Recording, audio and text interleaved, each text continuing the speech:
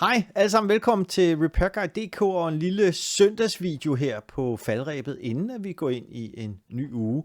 I 2017, der købte jeg en CompuCleaner, og det er sådan en, ikke en støvsuger, men en kraftig blæser, som er særdeles velegnet til at sparke støv ud af power supplies, grafikkort og bærbare computer og andre IT-produkter, eller noget andet, man ønsker at få noget støv fjernet fra. Problemet med den er 220 volt her i Kastrup, men ellers 230 volt skal man sætte den her til. Og da jeg købte den i 17, så var der altså en forlængerledning ud af vinduet for at få den her op at køre. Så fik jeg altan. Det gjorde det jo lidt nemmere at smide en forlængerledning hen over køkkengulvet. Jeg har nu altid godt kunne tænke mig en trådløs, så nu har jeg købt sådan en. Der findes rigtig meget skrammel ude på markedet, men jeg tror, jeg har fundet den rigtige. Det her, det er en Recibi, og den oplades med USB-C. Der er et 7500 mAh batteri i, der er 3 gear, der er lys på, og så kan den efter sigende køre op til 90.000 omdrejninger. Så der skulle være sådan rimelig smæk på. Godt nok smæk til, at man rent faktisk kan få fjernet det støv, man gerne vil. Så den havde jeg sådan set tænkt på, at vi skulle kigge på i dag. Den her koster en 550-600 kroner, og det gør CompuCleaneren også. Men den skal altså på stikkontakten, og den her er så håndfri. Så lad os gå over og kigge på, hvad vi får i æsken for de her små 600 kroner. Vi kan jo lige tage lidt flere specs, mens vi pakker den her op.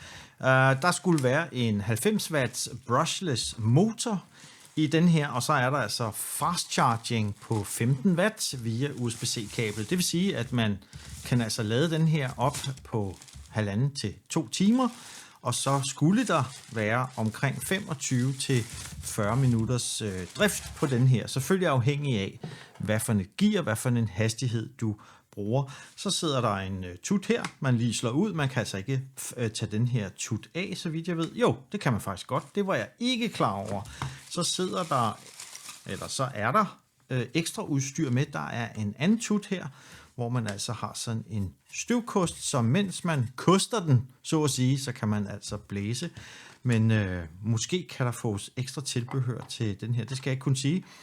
USB-C charging her, en tænd-sluk-knap, så er der en gearvælger her, gear lav, mellem og høj, og så er der til lysdioden her. Jeg skal nok demonstrere den lige om lidt, men den støjer selvfølgelig en del. Og så har vi 4 LED-dioder her, som altså angiver batteriets niveau. Det er vel sådan set det, og et USB-C charging cable og en lille fin Recibi velurklud med. Jeg tænker, at den her manual er nok fuldstændig lige meget. Men lad os da prøve en gang at starte den op. Nu bliver det altså lidt støjende. Og så var der en kasse på den anden side herover. Papkassen røg ned, fordi der var faktisk meget godt blæs på. Den kører i det laveste gear lige nu. Så lad os prøve det mellemste. Og så det højeste. Og en diode.